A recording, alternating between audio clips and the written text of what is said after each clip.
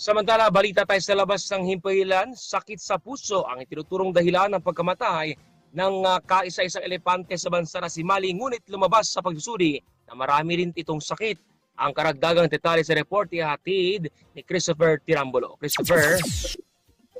Lumabas na ang resulta ng necropsy ni Rishka Maali o mas kilala sa tawag na Mali ayon kay Manila Zoo Chief Veterinarian Dr. Chief Domingo. Binawian si Mali dahil sa congestive heart failure. Dagdag pa ng doktor na nakita rin ang iba pang sakit ni Mali tulad ng liver cirrhosis, pamamagaan ng mga bato, cancer at pagbabara ng matigas na taba sa aorta. Kwento ng caretaker na napansin niya na naging irritable si Mali nitong Biyernes at nawalan na ng ganang kumain si Mali nitong Sabado.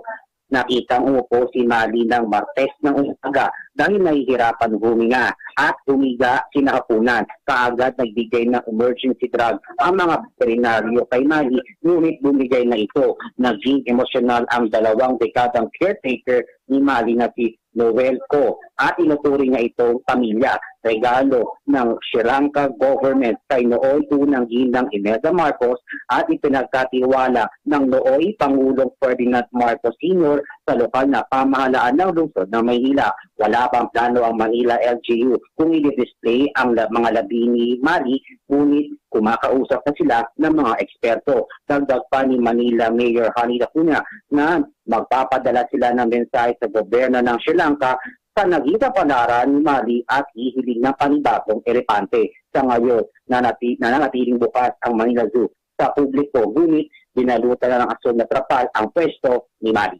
Christopher Tirambulo, Newsline. Maraming salamat sa report na yan, Christopher.